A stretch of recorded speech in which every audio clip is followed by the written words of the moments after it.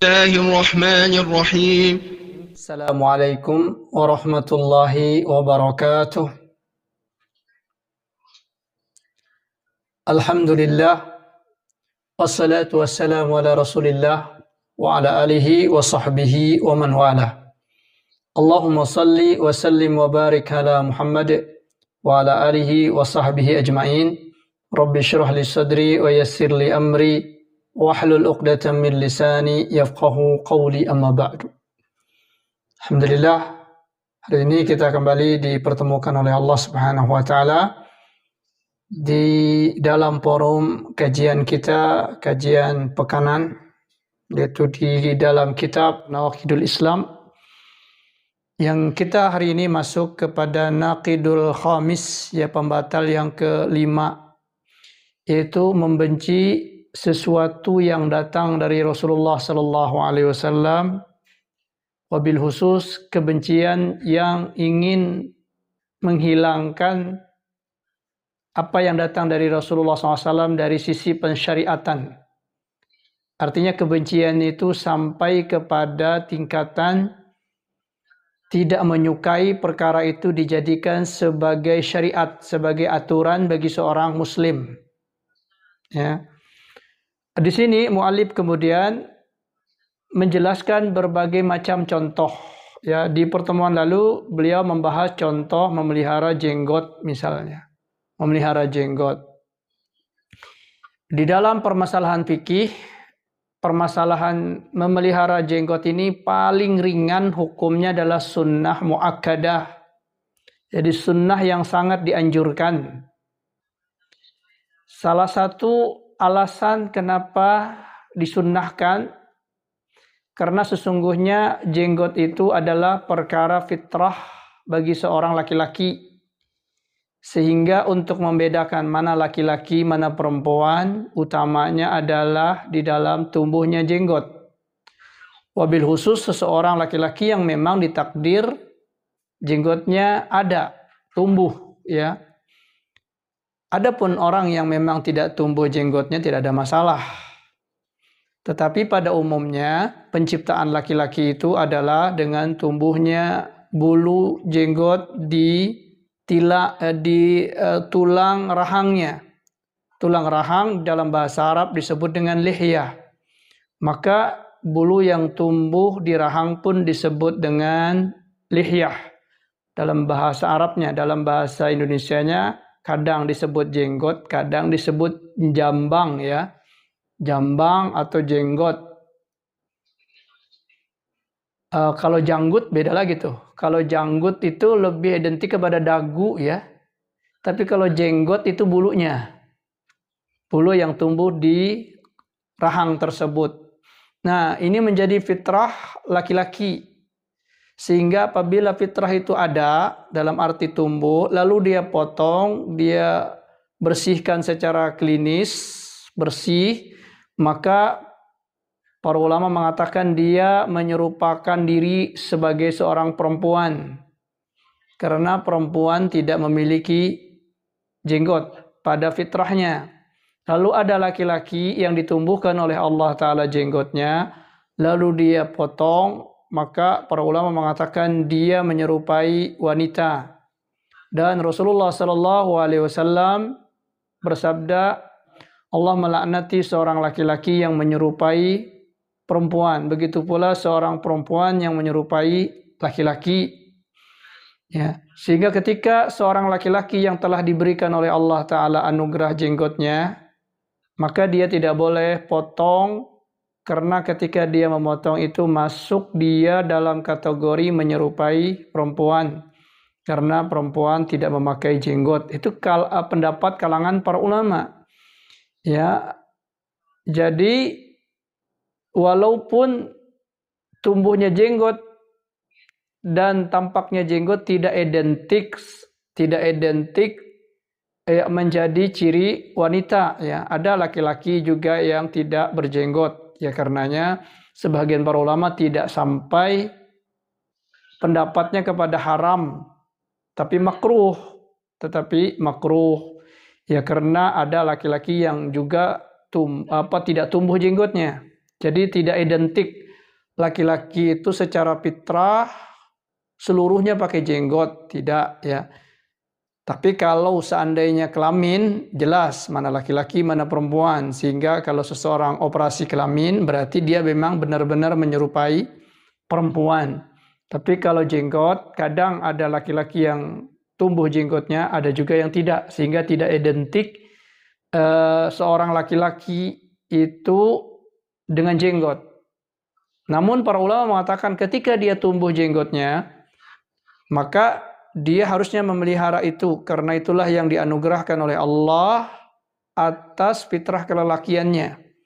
Sehingga ketika dia memotongnya, maka dia memiripkan diri dengan seorang perempuan. Nah, ini di kalangan fikih ya, kita berbincang tentang pandangan fikih para ulama imam mazhab. Itu rata-rata paling terendah ya, paling rendah hukum memelihara jenggot itu adalah sunnah muakkadah. Jadi sunnah yang sangat dianjurkan. Yang paling besar para ulama mengatakan wajib, ya wajib. Sehingga mayoritas jumhur ulama mengatakan memotong jenggot itu haram. Ya, kita bisa rujuk itu di dalam pandangan-pandangan fikih. Ya. Nah lalu ada orang yang membenci perkara ini, ya, membenci perkara ini. Ngapain sih pakai jenggot, misalnya kayak teroris, atau tidak bersih, atau macam-macam lah pandangan-pandangan tersebut. Sehingga dahulu Kiai Haji Agus Salim yang menjadi delegasi Indonesia di sidang PBB di Den Haag, Belanda, ketika beliau tampil dengan jenggot yang hanya seberapa gitu ya, bukan lebat kayak orang Arab, tapi ada sebagian jenggot beliau. Itu para hadirin di tempat itu membunyikan suara kambing. Jadi seakan-akan menghina tampilan dari Ki Haji Agus Salim, mereka mengembek ya. Lalu kemudian Ki Haji Agus Salim membuka khutbah beliau atau pidato beliau di PBB itu, beliau mengatakan seakan-akan saya ini berbicara kepada kambing-kambing, alhamdulillah saya sendiri manusia ya. Entah cerita itu benar atau tidak, tapi pada realitanya ada sebahagian kaum muslimin ini yang tidak menyukai jenggot. Dan itu berbahaya. Karena bagaimanapun juga ada sabda Rasulullah yang memerintahkan kita untuk memelihara jenggot. Ya, sehingga kalau ada seorang muslim yang memelihara jenggot, maka janganlah kita membencinya. Bagaimanapun juga itu sunnah Rasulullah SAW. Ya. Sehingga kita tidak mendiskreditkan orang-orang yang memelihara jenggotnya. Ya, walaupun mungkin ada orang memelihara jenggot karena penampilan, ya, karena mode, nggak ada masalah ya. Tapi pada umumnya jenggot itu diperintahkan. Nah, itu masalah yang sudah kita bahas. Kemudian di antara contoh juga syariat yang datang dari sesuatu yang dibawa oleh Rasulullah adalah syariat poligami. Di dalam masalah ini, ia berkata, Syekh, beliau mengatakan mas'alatun, ada satu permasalahan, problem. Atau hal-hal yang ditanyakan lah. Masalah di dalam bahasa Arab itu artinya sesuatu yang ditanyakan. Qala berkata Syekh bin Bas, rahimahullahu ta'ala, beliau mengatakan, فَالَّذِينَ يُحَارِبُونَ التَّعَدُّدْ مِنَ النِّسَاءِ وَالرِّجَالِ. Ya, ada sebahagian orang yuharibuna, mereka memusuhi. Ya, memusuhi at-ta'addud, yaitu syariat ta'addud, syariat menikah lebih dari satu istri. Minan nisa'i, baik mereka itu kalangan perempuan, warijali, dan juga ada sebahagian kelompok dari laki-laki.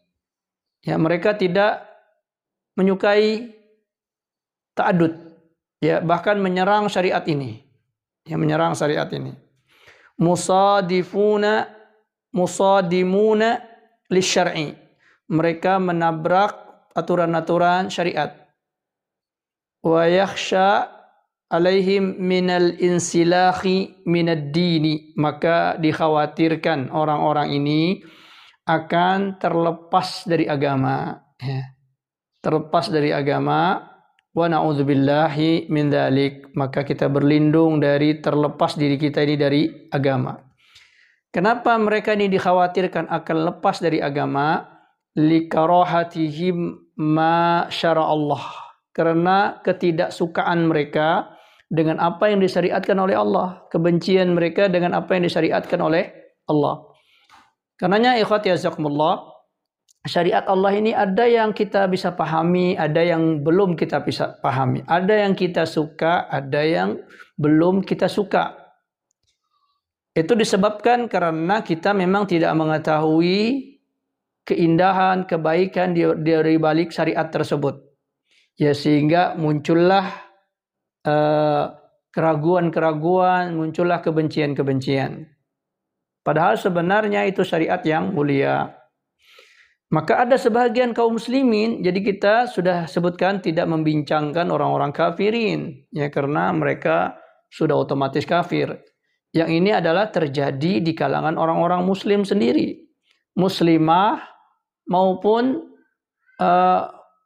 muslim, baik orang Islam laki-laki maupun orang Islam perempuan, ada yang tidak menyukai syariat ini. Bahkan kemudian membuat gerakan-gerakan untuk menentang syariat ta'addud ini. Lidakwahum, karena klaim mereka, anna dzalika, bahwa sesungguhnya yang demikian yaitu syariat ta'addud, yadurrul mujtama'a, akan membahayakan sosial kemasyarakatan. Jadi syariat ta'addud itu kata mereka merusak kehidupan sosial. Au ghairu dzalika, atau hal-hal lain ya dari mimma yad'una, dari apa-apa yang mereka serukan, ya. Jadi macam-macam mereka katakan tentang syariat ta'addud tersebut. Maka kata beliau, fa'ana, maka saya, yaitu beliau, akhsha anna haula'i yartaddu an dinihim wa hum la yash'urun. Saya khawatir orang ini ya terkena sifat kemurtatan tanpa mereka sadari. Li'annahum yudaduna syar'allah, karena mereka menentang atau membedakan diri mereka dengan syariat Allah. Allah yang mensyariatkan ta'addud, lalu kemudian mereka membencinya. Oh, berarti mereka sedang berlawanan dengan syariat Allah. Yudaduna kitab Allah, mereka menentang atau menyelisihi kitab Allah. Yudaduna Rasulullah, menentang atau membedakan diri dengan Rasulullah. Padahal telah jelas dalam riwayat-riwayat dan tidak ada sedikit pun keraguan bahwa Rasulullah SAW telah melaksanakan syariat poligami tersebut. Fahadza munkarun azimun, maka ini adalah kemungkaran yang besar. Ya. Tetapi tadi kalau ada orang membenci ta'addud tetapi karena ketidaksiapan dia, ya karena perasaan dia, tetapi dia tahu itu dari Allah tetapi rasanya berat untuk menerima, ya ini sudah kita sebut tidak mengkufurkan. Tapi yang dimaksud ini, ya ada orang melakukan syariat ta'addud dan dia telah baik di dalam rumah tangganya, tetap saja disalahkan. Ya. Ya berarti itu bukan karena ta'addudnya, bukan karena problematika yang terjadi di masyarakat tentang ta'addud, tapi lebih kepada kebencian terhadap apa yang dibawa oleh Rasulullah Sallallahu Alaihi Wasallam. Karenanya selalu kita sampaikan, kalau ada syariat Allah yang belum bisa kita lakukan karena kita masih terbuai dengan syahwat kita, jangan sampai kita membencinya. Jangan sampai kita menghalalkannya. Kita katakan, ya Allah, saya tahu ini menyelisihi perintahmu. Dan saya tahu syariatmu lebih baik, ya Allah. Namun aku belum memiliki kekuatan untuk melakukannya. Dan selalulah meminta kepada Allah dilapangkan hati tentang perkara syariat Allah itu. Ya, walaupun dia masih menyelisihi, maka itu tidak akan menunjukkan bahwa dia membenci syariat itu secara peletakannya, tapi dia hanya karena perasaan-perasaan dia belum siap.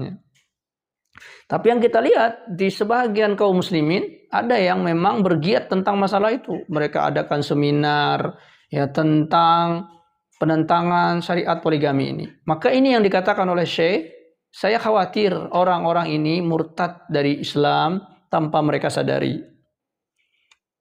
Ya, kemudian juga beliau mengatakan man kariha at-ta'addudat zaujat, dan orang yang membenci poligami, wa za'ama, dan kemudian mereka menyangka ya, anna adamat ta'addudi afdala. Mereka menyangka kalau orang yang beristri satu itu lebih afdal daripada orang yang berta'addud ya. Maka fahuwa kafirun, maka dia kafir. Ya, karena apa? Karena syariat ta'addud atau poligami syariat Allah dan Rasulullah SAW melakukannya. Sehingga kalau dia mengatakan orang yang menikah satu istri itu lebih afdal daripada yang banyak, itu dia telah kafir. Ya. Kecuali dia mengatakan kedua-duanya syariat Allah. Terkadang orang beristri satu lebih afdal karena dia mampu di situ mengelola keluarganya, ketimbang orang yang berta'addud tetapi tidak bisa mengelola keluarganya. Sebaliknya pula, orang yang berta'addud tetapi dia bisa mengelola rumah tangganya, itu lebih afdal daripada sendirian. Maka seseorang itu mengukur keadaan dirinya, apakah dia siap menerima amanah ta'addud tersebut atau tidak. Maka orang seperti ini bukanlah kafir. Ya. Tetapi yang dimaksud, dia secara mutlak mengatakan bahwa orang yang beristri satu lebih afdal daripada orang yang beristri banyak. Ya. Tanpa memandang kemungkinan kemaslahatan dari perkara-perkara tersebut. Nah, ini yang disebut oleh beliau kafirun murtaddun, dia telah keluar anil islami, dari Islam. Apa sebabnya? Karena dia munkirun li hukmillah, dia mengingkari hukum Allah. Wa kariha, dan dia membenci lima syara'allahu, dengan apa yang disyariatkan oleh Allah. Maka di sini Syekh mengatakan itu diantara yang banyak terjadi di dalam masyarakat. Ya. Ketika dia tidak suka dengan sebuah syariat, belum dia pelajari secara detail ya. Kalaupun dia belum pelajari secara detail, ketika itu memang ada ayat Al-Qur'annya dan telah dijelaskan oleh para ulama tentang masalahnya, ya, tentang perkaranya dijelaskan, kemudian dipraktekkan oleh kaum muslimin, wabil khusus dipraktekkan oleh Rasulullah SAW, maka tidak boleh dia membencinya. Ya, dan tapi justru dia seharusnya lebih berusaha untuk membelanya walaupun dia tidak melakukannya. Ya, dia menjelaskan tentang kebaikan-kebaikannya dan kemudian membantah setiap orang yang menentangnya. Itu yang harus dilakukan oleh seorang muslim, bukan sebaliknya. Hanya karena dia tidak paham, hanya karena dia jahil, bodoh terhadap syariat Islam, terhadap syariat poligami ini, maka dengan akalnya yang rendah kemudian dia tolak. Maka ini yang bermasalah ya, sehingga masuklah dia ke dalam perkara membenci apa yang datang dari Rasulullah sallallahu alaihi wasallam. Kemudian yang berikutnya, beliau menjelaskan tentang membenci orang-orang yang bersama Rasulullah sallallahu alaihi wasallam, itu bahagian dari membenci Rasulullah sallallahu alaihi wasallam. Jadi ada orang yang tercatat sebagai sahabat-sahabat Rasulullah. Siapa mereka? Itu orang-orang yang hidup di masa Rasulullah sallallahu alaihi wasallam, melihat Rasulullah sallallahu alaihi wasallam dan berislam, masuk Islam, mengakui Rasulullah sebagai rasul dan bertauhid, mengucapkan kalimat la ilaha illallah, kemudian dia beramal dengan hal tersebut, lalu kemudian dia wafat di atas hal tersebut. Tidak dinukil cerita bahwa dia murtad, keluar dari Islam, maka itulah sahabat. Ya. Itulah sahabat Rasulullah sallallahu alaihi wasallam. Dan tidak lain para sahabat ini guru mereka adalah Rasulullah sallallahu alaihi wasallam. Ya.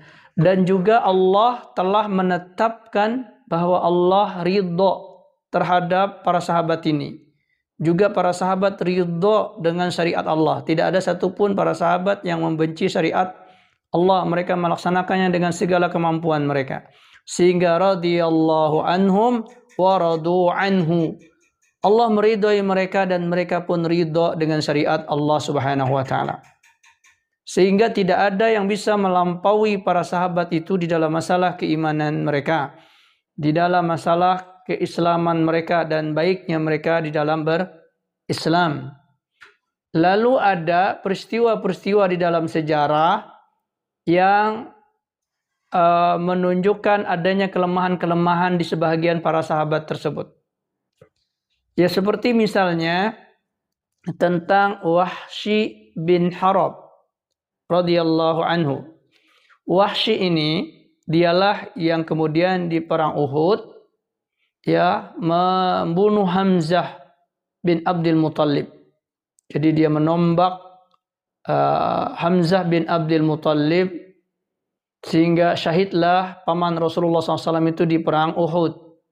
Yang waktu itu dia dijanjikan apabila dia bisa membunuh Hamzah bin Abdul Muttalib maka dia akan dimerdekakan dari perbudakan. Maka karena semangat dia ingin merdeka dari perbudakan tersebut, lalu dia mengincar sahabat Rasulullah SAW tersebut sehingga selesailah Hamzah bin Abdul Muttalib itu di tangan Wahsy. Sehingga diceritakan bahwa Rasulullah SAW tidak menyukai Wahsy. Ada beberapa riwayat yang menunjukkan bahwa Rasulullah SAW menerima Islamnya Wahsy, tetapi beliau tidak kuat atau tidak suka melihat Wahsy, ya karena terkenang-kenang peristiwa terbunuhnya Hamzah tersebut. Walaupun riwayat tentang tidak sukanya Rasulullah SAW terhadap Wahsy ini dipertentangkan kesahihannya riwayatnya oleh para ulama. Namun ya mayoritas mereka mengatakan demikianlah keadaan Rasulullah secara manusiawi. Beliau memiliki rasa yang sama dengan manusia yang lain, tidak suka ada seseorang yang pernah menyakiti hati beliau ya.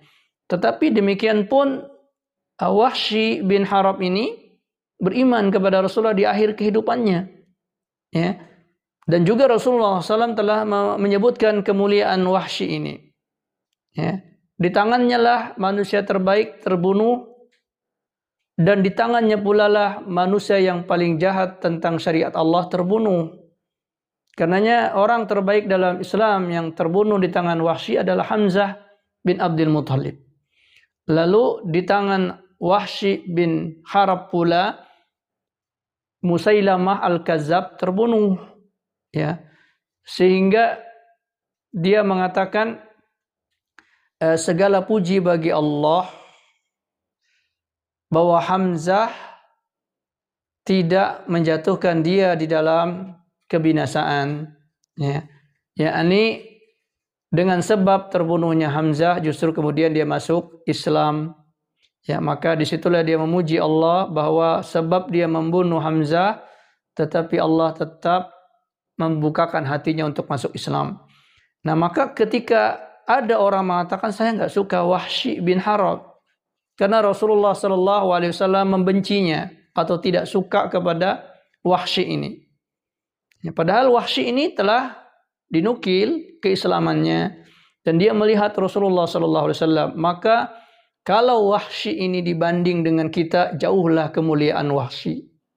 Karena bagaimanapun manusia punya kesalahan, punya kekhilafan, dan rata-rata para sahabat ridwanullah alaihim ajma'in sebelum masuk Islam memiliki kelemahan-kelemahan tersebut, memiliki kesalahan-kesalahan, termasuk Wahsy. Tapi demikian dia masuk Islam. Lalu ada orang yang membencinya, maka kata Syekh, ini adalah hadza ghalat. Ini kekeliruan kata beliau. Kalau ada orang membenci Wahsy dengan alasan demikian, ini keliru. Kenapa? Alaihi at-taubah ilallah. Karena dia telah tercatat sebagai orang yang bertaubat kepada Allah Subhanahu wa taala, diterima taubatnya oleh Allah taala, ya. La yajuz, maka perbuatan membenci Wahsy tidak boleh. Li'annahu minas sahabah, karena dia termasuk dari sahabat Rasulullah sallallahu alaihi wasallam. Beliau beriman kepada Rasulullah dan wafat di atas keimanan tersebut. Maka yajibu hubbahu, maka wajib bagi seorang muslim itu mencintai Wahsy. Wa in kana indahu, walaupun di sisi Rasulullah SAW ba'dun naqsi, ada sedikit kekurangan Wahsy, ya, maka itu tidak dibolehkan. Jadi siapapun sahabat, kalau dia tertulis di dalam sejarah dia beriman kepada Rasulullah dan wafat di atas Islam dan tidak dinukil tentang kekufurannya, tentang kemurtadannya, maka wajib bagi kaum muslimin untuk mencintai para sahabat tersebut, walaupun sebelum Islam itu mereka memiliki citra-citra buruk, ya, memiliki pengalaman-pengalaman buruk terhadap Islam, ya, seperti Muawiyah bin Abi Sufyan, ya, seperti Ikrimah bin Abi Jahal, ya, semuanya masuk Islam walaupun dia anaknya Abu Jahal dan pernah membenci Rasulullah SAW.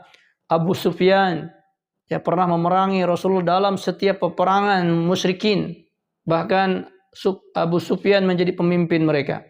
Tapi kemudian ketika beliau masuk Islam, maka baguslah Islamnya. Bahkan beliau rela memanfaatkan sisa-sisa hidupnya untuk berjihad di jalan Allah. Ya, Abu Sufyan berjihad sampai ketika dia mendengar tentang kemuliaan orang-orang yang menaklukkan Konstantin, maka beliau pun ikut untuk menaklukkan Konstantin tersebut untuk menebus kesalahannya. Sehingga diceritakan di dalam beberapa perkara jihad, mata dia terkena panah. Ya, di dalam berjihad membela Islam tersebut, kemudian dia ridho tentang takdir Allah, matanya terpanah. Dia mengatakan, dahulu mata inilah yang pernah memerangi Rasulullah SAW, maka sudah saatnya lah mata ini berkorban untuk meninggikan agama Islam. Begitulah Abu Sufyan, ya, maka tidak boleh kita membencinya. Tidak boleh kita membenci Abu Sufyan. Ya, adapun kita menceritakan cerita beliau sebelum masuk Islam, itu memang sejarah. Tetapi ketika telah didapatkan taubatnya para sahabat ini, orang-orang kafirin sebelumnya lalu masuk Islam, maka kita harus memberikan kecintaan kepada sahabat-sahabat Rasulullah. Ikhwati azakumullah, dahulu atau di zaman kita ada beberapa masyayikh, ya, orang-orang alim yang ilmunya luas, yang hatinya lapang, lalu kemudian orang-orang mengatakan, sesungguhnya engkau ini orang baik, engkau orang mulia wahai syekh, ilmu engkau luas. Lalu syekh itu menjawab, seandainya aku mulia sebagaimana yang kalian sangka, tentunya Allah akan menghidupkan saya di masa Rasulullah. Ya, tentunya akan saya dipilih menjadi sahabat Rasulullah. Tetapi aku tidak dipilih menjadi sahabat Rasulullah, maka tidaklah aku sebaik yang kalian sangka. Ya. Itu ucapan-ucapan para ulama yang benar-benar mukhlis di dalam beragama ini. Mereka tahu tingkatan para sahabat itu tidak bisa dibandingkan dengan orang-orang selain para sahabat.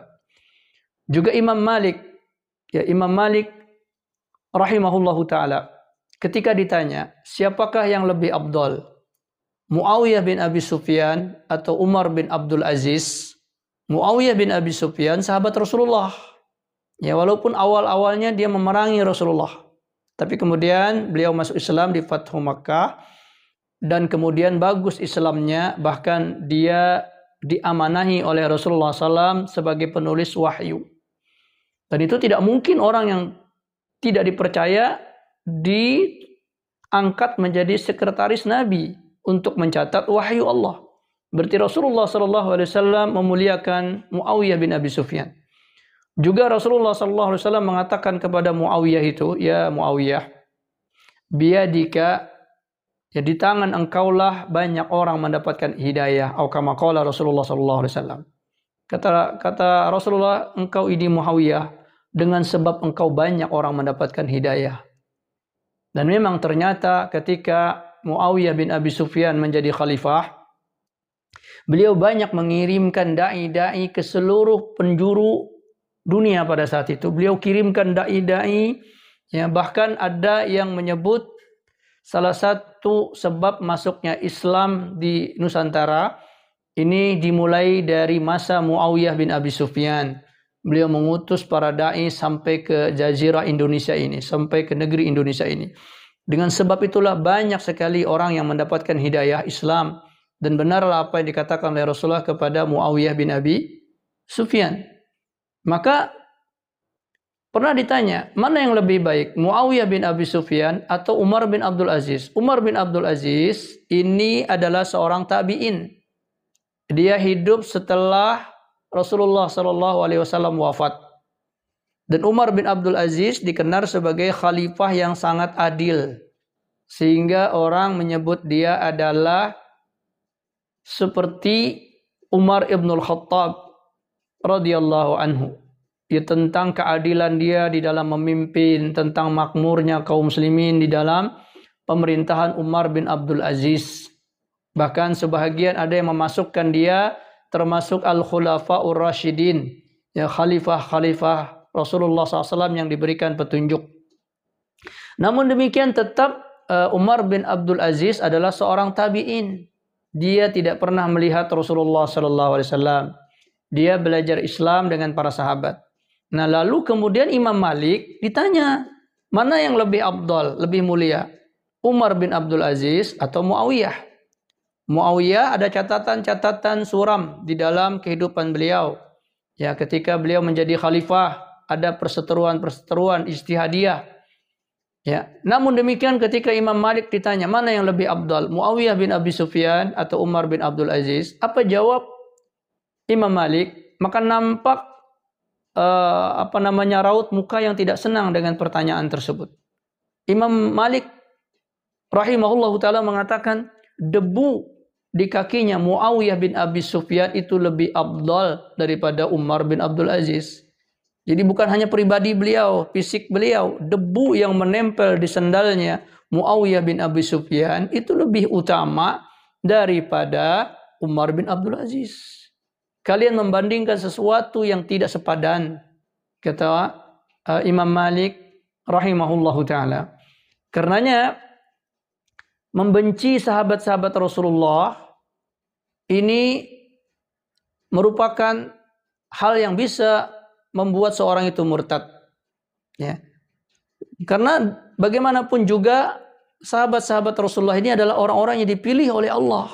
Ya. Tidak semua orang yang hidup di zaman Rasulullah mendapatkan hidayah Islam, menjadi pembela Rasulullah, menjadi sahabat-sahabat Rasulullah sallallahu alaihi wasallam.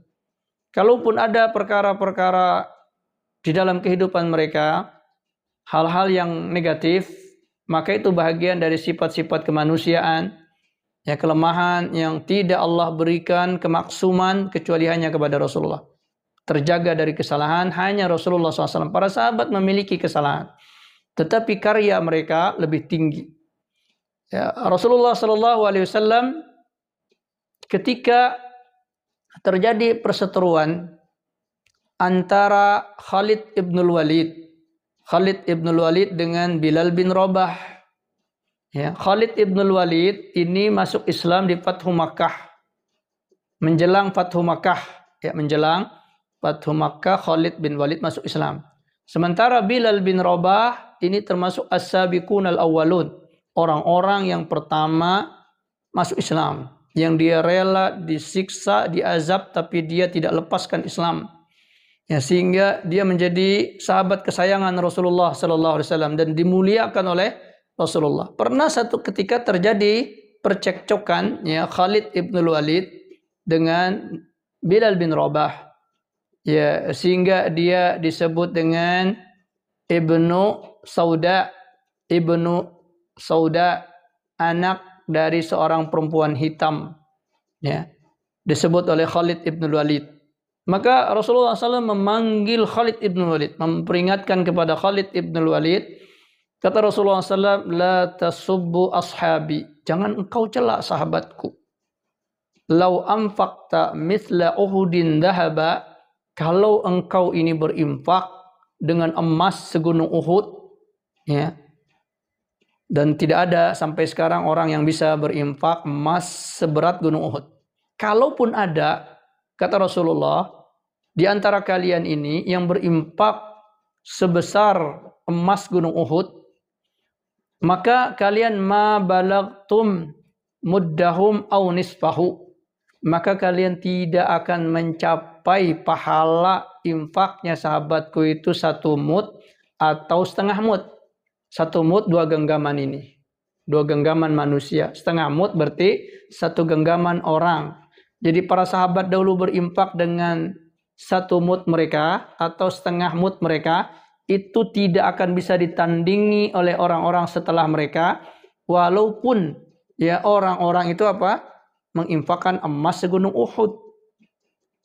Maka ini kemuliaan para sahabat, ya. Maka tidak mungkin kita mencela mereka. Maka kata Rasulullah SAW, "Idza dzukira ashabi fa amsiku lisanakum." Apabila disebutkan sahabatku, jaga lidah kalian. Jangan cela. Ya sudah, kalau ada hal-hal negatif diam saja. Kalaupun kita menceritakan, hanya menceritakan sejarah. Ya. Karena mereka mulia, dipilih oleh Rasulullah SAW sebagai sahabatnya, dan Allah menakdirkan mereka sebagai sahabat Nabi. Bahkan Islam yang kita dapat ini berasal dari mereka. Ya. Islam ini terjaga sampai kepada kita melalui lisan-lisan mereka, melalui usaha-usaha para sahabat tersebut. Dalam riwayat yang lain, ya, Rasulullah Shallallahu Alaihi Wasallam bersabda, walaupun hadis ini dhaif ya, namun kita mengambilnya dari sisi keutamaan para sahabat. Karena keutamaan para sahabat sudah jelas di dalam Al-Quran. Radhiyallahu anhum wa radu anhu. Maka ada riwayat-riwayat pendukung, maka kita jadikan ini sebagai syawahid, atau sebagai riwayat-riwayat tambahan yang menguatkan kita tentang keutamaan para sahabat. Kata Rasulullah SAW, ashabi kan nujum. Sahabat-sahabatku itu seperti bintang. Seperti bintang-bintang. Bi ayyihim iqtadaitum, dengan siapapun di antara sahabatku itu kalian mengikuti polanya, ihtadaitum, maka niscaya kalian akan dapat hidayah. Ya. Pilih siapapun dari sahabatku itu yang tertulis di dalam lembaran sejarah, dia termasuk sahabat Rasulullah, walaupun sejenak dia melihat Rasulullah, maka mereka itu seperti bintang yang memberikan arahan. Maka siapapun yang kalian pilih untuk kalian ikuti sahabat-sahabatku itu, maka ihtadaitum, maka niscaya kalian akan dapat petunjuk. Ya, akan dapat petunjuk. Karena itu para ulama menjadikan ucapan-ucapan para sahabat itu menjadi dalil agama. Ijtihad-ijtihad para sahabat itu lebih dikedepankan daripada ijtihad-ijtihad selain para sahabat. Ya, karena merekalah yang hidup di masa wahyu, dan merekalah yang lebih paham tentang ayat-ayat Al-Quran, tentang ucapan-ucapan Rasulullah. Sehingga kalau mereka memiliki ijtihad, maka ijtihad mereka lebih diunggulkan daripada ijtihad-ijtihad selain mereka. Ya, itu perkara para sahabat. Ya. Sehingga tidak boleh seseorang membenci para sahabat. Dan sayangnya di antara orang-orang yang mengaku sebagai seorang muslim, mereka menampakkan kebencian kepada sahabat-sahabat Rasulullah. Bahkan sahabat-sahabat Rasulullah yang jelas-jelas keimanannya. Di antara kelompok tersebut adalah Syiah Rafidhah. Syiah Rafidhah. Di mana mereka mencaci maki Abu Bakar, mencaci maki Umar ibn al-Khattab, yang membenci Aisyah radhiyallahu anha. Maka nyatalah bahwa kelompok ini telah kufur, telah murtad. Mungkin mereka sholat, mungkin mereka berzakat, mungkin mereka mengaku Islam, tapi mereka mengatakan Abu Bakar finnar, Umar finnar, Aisyah radhiyallahu anha finnar. Maka ini mereka telah mengkafirkan sahabat-sahabat mulia selain karena kebencian mereka tentang sahabat Rasulullah ini juga sudah cukup untuk menunjukkan kekafiran mereka. Sebagaimana juga mereka telah menisbatkan kekafiran kepada orang-orang yang berlepas diri dari kafir. Ya. Maka man qala li akhihi anta kafir, maka siapa yang mengatakan kepada saudara muslimnya engkau kafir, padahal dia tidak ada indikasi kekafiran tersebut, faqad ba'a nafsahu bil kufri, maka kata Rasulullah orang tersebut telah mengembalikan kata kafir itu justru kepada dirinya sendiri. Ya, maka berhati-hati dengan sahabat Rasulullah sallallahu alaihi wasallam. Kemudian contoh berikutnya sedikit lagi. Kata beliau, mas'alatun, ada satu pertanyaan juga yang ditanyakan. Qala, berkata orang-orang, ma'lumun, diketahui, anna kaunal insani yubadiru ila salatil khamsi, bahwa sesungguhnya keadaan seseorang yang dia bersegera untuk melaksanakan salat 5 waktu, fi waktiha, di waktunya, fil jamaah, bahkan dia berusaha untuk berjamaah, wa yuhafidhu 'alaiha, dan dia terus menjaga salat berjamaah tersebut, wa yada'u ashghalahu waktu salat, dan dia meninggalkan kesibukan-kesibukannya ketika telah datang waktu salat, wa yada'un nauma, dan dia juga meninggalkan waktu tidurnya ketika datang waktu salat. Hadhil a'mal na'iman yajiduhu fi qalbihi, maka amal-amal ini menjadi satu kenikmatan yang dia dapatkan di dalam hatinya. Wa sarat nafsuhu mutitatun lahu, sehingga jadilah dirinya itu terbiasa dengan perkara salat tersebut. Tatawu'uhu li'annahu rawwadaha wajadaha, dan dia berusaha untuk melakukan tersebut, dan dia mengarahkan jiwanya dan berjihad melawan jiwanya untuk menegakkan salat tersebut. Lalu kemudian waqala, dan dia berkata, al-aghani wal malahi, musik-musik dan permainan-permainan, ya entah permainan game dan lain sebagainya, itu tunbitun nifaq, itu akan menumbuhkan sifat kemunafikan. Kemudian tanbutu fil qulubi karahatal haq, kalau orang sudah sibuk dengan permainan, ya dengan musik-musik, ketika disampaikan dengan syariat Allah, maka muncul ketidaksukaannya dengan kebenaran. Wa karahatal Quran, dan juga dia membenci Al-Quran. Ya, karena nggak mungkin bersatu di dalam hati seseorang tersebut antara hal yang berlawanan dengan Al-Quran dengan Al-Quran.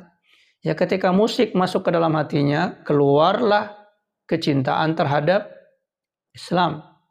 Ya, wa karahatal majalisid dzikri, dia tidak suka duduk-duduk di majelis zikir, wal ilmi, dan ilmu.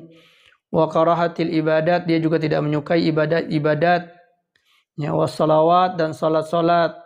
Wa ridha bi kulli fisqin wa kullu balain, bahkan dia lebih ridha dengan perkara-perkara kefasikan.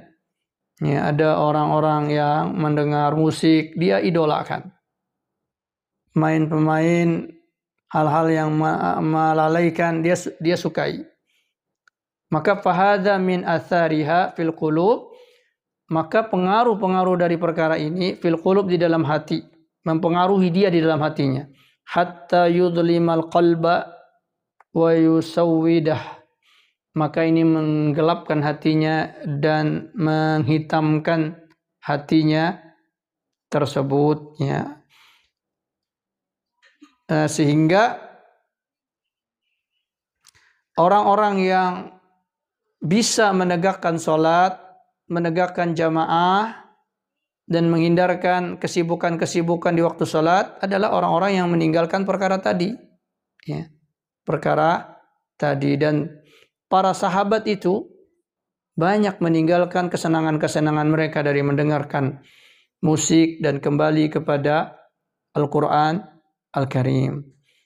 Nah, itu diantara sifat-sifat para sahabatnya.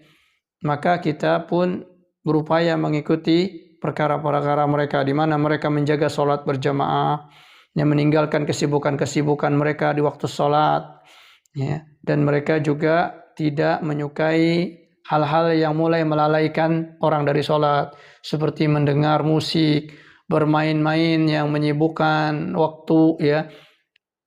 Maka dia memperhatikan perkara itu. Dan inilah kemuliaan dari para sahabat yang nampak di pandangan sejarah-sejarah yang ditulis, ya. Maka orang-orang yang membenci para sahabat ini jauh dari perkara tersebut. Taib, ini yang bisa kita sampaikan, apa yang beliau contohkan tentang masalah membenci apa yang datang dari Rasulullah. Yang datang dari Rasulullah ucapan beliau, perbuatan beliau. Yang datang dari beliau termasuk sahabat-sahabat beliau, karena beliaulah yang mendidik mereka. Mengatakan para sahabat rusak sama dengan mengatakan bahwa Rasulullah SAW tidak becus mendidik. Maka tidak ada sebaik orang yang mendidik kecuali Rasulullah SAW. Karena didikan Rasulullah di atas arahan Allah. Sehingga hal itu berimplikasi juga seseorang mengatakan Allah tidak beres, karena menurunkan seorang guru yang tidak benar, karena murid-muridnya tidak benar. Nah, inilah bahaya ketika seseorang membenci para sahabat Rasulullah sampai kepada hal tersebut membenci kepada Allah Subhanahu wa taala pada ujung-ujungnya. Yang karenanya kita menghindari membenci para sahabat ridwanullah alaihim ajma'in tersebut. Nah, ini yang bisa kita sampaikan. Nakhtatim bihadzal qadar. Subhanakallahumma wa bihamdika asyhadu an la ilaha illa anta astaghfiruka wa atubu ilaih. Assalamualaikum warahmatullahi wabarakatuh.